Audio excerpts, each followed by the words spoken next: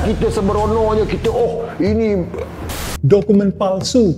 We're gonna get there 2027. Aku yakin kata tujuh ini bersih. Ada dokumen asli atau enggak? Sandy Walsh sampai Martin Paes, semua dokumen dicek berkali-kali. Sah dia mempunyai keturunan darah Malaysia. Malah kebongkar kalau main curang. Bro, itu sama aja kayak aku ngaku besok dipanggil NASA buat nyetir roket. Guys, aku yakin kalian udah pada denger deh soal skandal Malaysia sama FIFA itu. Aku kemarin sibuk terjemahin pidato para profesor luar negeri, jadi agak telat nyemplung ke kasus bola ini. Tapi ternyata di kolom komentar video aku lain, udah rame banget yang nge-tag aku. Bang Romsov, kok diam aja? Komentarin dong, jangan lelet. Guys, makasih ya, kalian emang bikin aku betah, gak pernah bosen. Oke, buat yang belum update, intinya, FAM itu federasi, bukan federasi, Football Association Malaysia. Jadi FAM itu ketahuan main kotor, pakai dokumen palsu buat melegalkan 7 pemain asing biar bisa dipasang di timnas Malaysia. Dan akhirnya kena sanksi FIFA, ada denda gede, sama larangan main 12 bulan. Nah, hari ini aku pengen lihat bareng-bareng gimana reaksi netizen, dan ada bule juga reaksi soal kasus ini, dan tentu aja bakal aku komentarin juga. Let's go. Good morning, Malaysia. Back to the FIFA scandal. Oke, bule ini fans berat Malaysia. Sampai pakai topi harimau Malaysia ya. Kebayangkan bule pakai baseball cap Malaysia. Ngomong dengan penuh semangat ya, ngebelain FAM itu ya, yang lagi kena skandal FIFA. Football Association Malaysia have been fined $450,000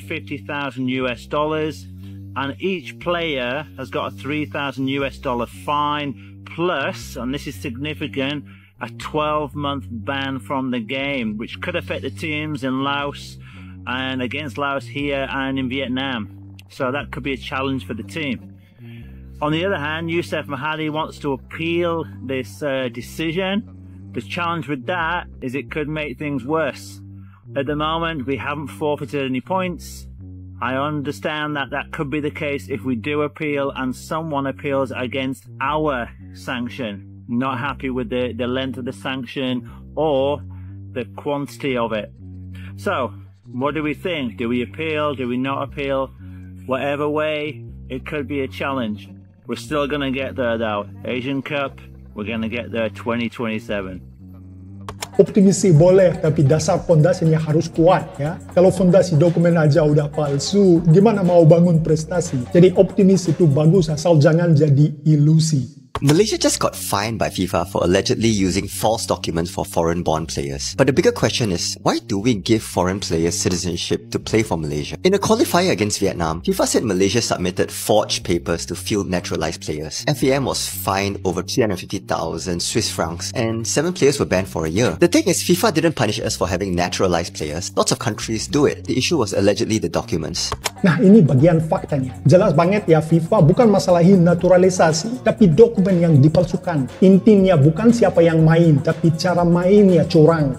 But that begs the bigger question, why give citizenship to foreign-born football players? The TLDR is that it's a shortcut to raising our game. Developing local talent takes years, building academies, running youth leagues, training better coaches. Naturalizing proven foreign players accelerates that process. They bring in international experience, raise the level of competition, and push local players to improve faster. And instead of waiting a generation, Malaysia can compete much sooner. It's a strategy that has worked elsewhere. Indonesia's football team became more competitive after bringing in foreign-born players. Singapore's table tennis team did the same. They naturalized athletes and it won them Olympic medals. And that drew in sponsors and funding. And that money from sponsors and funding supports grassroots and facilities.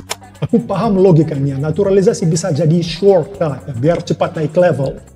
Naturalization can spark a cycle that strengthens the whole system. Now, of course, it's controversial. Critics say that it blocks locals or makes winning feel a bit less authentic, but supporters argue that success builds pride and pride opens more doors for everyone. So giving citizenship to foreign players isn't just about today's match. It's about building the future of Malaysian football. And maybe one day, we could have the chance to watch Malaysia in the World Cup finals.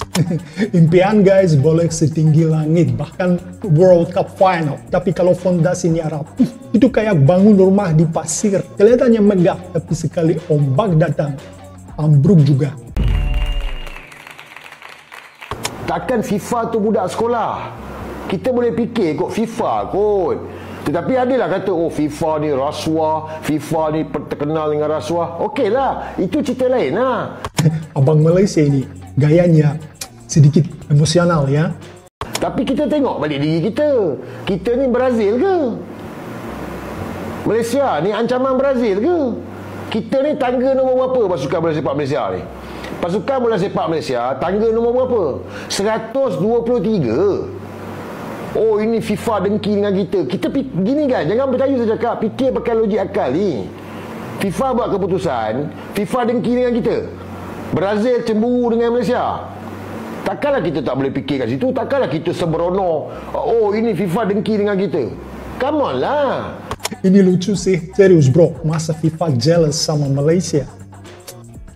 Dan isu ni adalah melibatkan pemalsuan dokumen. Ini tentang memasukkan dokumen. Takkanlah kita sembrononya kita, oh ini satu agenda nak menjahanamkan pasukan bola sepak. Memang dah jahanam pun. Jahanam sebab apa? Sebab engkau ambil 7 orang tu. Dan perkara ni bukan baru daripada itu hari lagi, daripada awal-awal lagi. Berapa orang bekas player Malaysia pun dah bercakap, dah bersuara. Media pun, wartawan jenis sukan pun dah bercakap perkara ni. Rakyat pun dah bercakap. Apa berjadah pemain warisan ini? Jadi isu sekarang ni adalah tentang pemalsuan dokumen. Ingat ini tentang memasukkan dokumen. Ya, ada orang nak pertahankan 7 orang pemain warisan ni. Mungkin kau pun ada bau-bau Argentina kot. Kan, kalau kau beria sangat nak mempertahankan, mungkin kau ni pun mungkin ada bau-bau Argentina ke, Brazil ke, mungkin kau ni ada bau-bau bacang lah.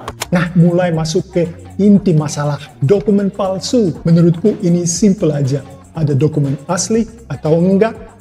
Tapi kalau tanya saya, tak ada lah. Kan, kita ni orang Malaysia, kita ni ada jati diri. Okey.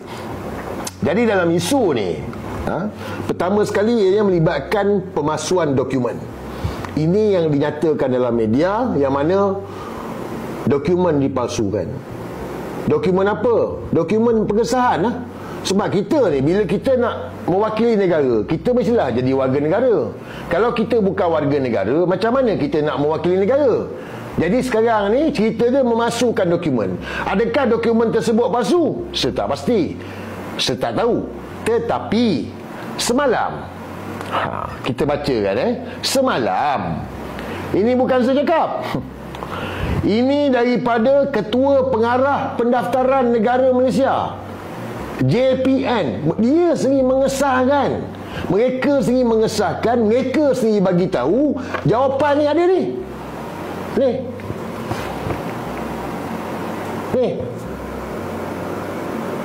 Ya guys, masalahnya publikasi resmi udah bilang ada manipulasi. Jadi susah nutup mata lagi. Oke guys, naturalisasi itu sebenarnya tren negara-negara ASEAN. Indonesia, Malaysia, Singapura, Filipina, semua punya cerita. Bedanya Filipina dan Malaysia sering dicap kebanyakan impor, ya, sampai susah cari identitas asli. Indonesia tuh kalau urusan pemain keturunan kelihatan serius banget, ya. Nama-nama kayak Jordi Amat, Sandy Walsh, sampai Martin Paes, semua dokumen dicek berkali-kali. Malah pemerintah ikut campur buat pastiin sah. Jadi kalau udah nyemplung ke timnas, publik yakin itu legal dan transparan. Tapi kalau mau buru-buru kelihatan kuat, malah pakai jalan tikus, itu selalu ada pilihan. Bangun fondasi atau bikin rumah dari kardus.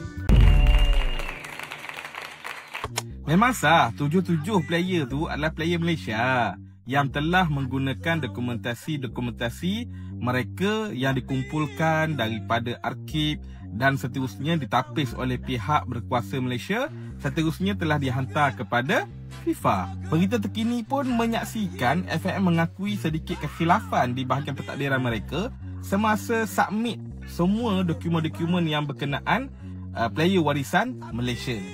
Jadi aku yakin ketujuh ini bersih dari sudut dakwaan yang telah dikeluarkan oleh pihak FIFA.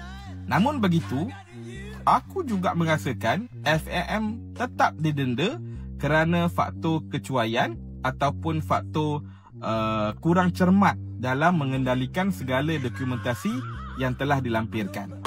Ini klasik banget. Kalau kena skandal, dibilang slight error in administration, ya, sedikit kesalahan dalam administrasi. Padahal kalau dokumen udah dimanipulasi, ini bukan salah ketik di komputer, di Excel, bro.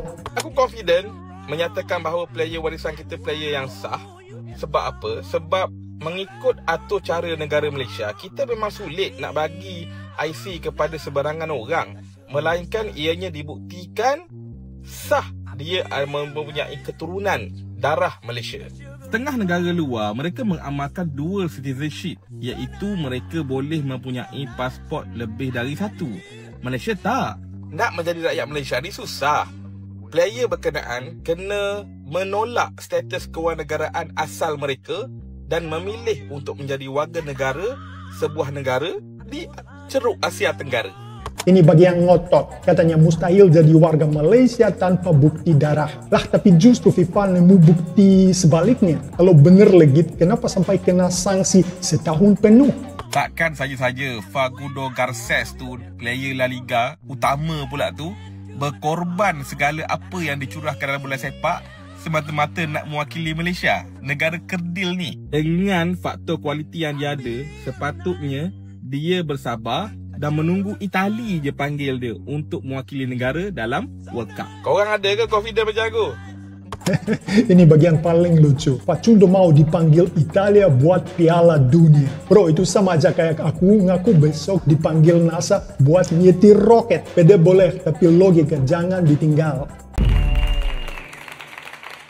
Nah guys, intinya sih gampang ya. Mereka boleh suka shortcut, boleh coba akalin dokumen. Tapi dunia sepak bola itu kayak kaca. Semua akhirnya kelihatan. Jadi kalau mereka pengen cepat jadi kuat, malah kebongkar kalau main curang. Sini pas banget aku kutip pepatah Inggris. What's done in the dark will be brought to light. Apa yang dilakukan dalam gelap, ujung-ujungnya bakal kebongkar di terang. Ya, dan tentang Indonesia. Di Indonesia ya mungkin prosesnya lebih lama, lebih ribet, tapi toh lebih bermartabat. Mending jalan terang tapi pelan daripada gelap-gelapan dan akhirnya malu. Tapi guys, jujur aja aku juga nggak mau buru-buru lah ya, kasih vonis atau nuduh pihak tertentu. Urusan begitu memang ranahnya pengadilan sama federasi, bukan komentator kayak aku. Tapi ada juga pepatah yang bilang there is no smoke without fire. Gak mungkin ada asap kalau gak ada api. Jadi meski nanti masih ada proses banding atau klarifikasi, fakta bahwa isu ini sudah meledak di media internasional aja itu udah bikin prestise retak.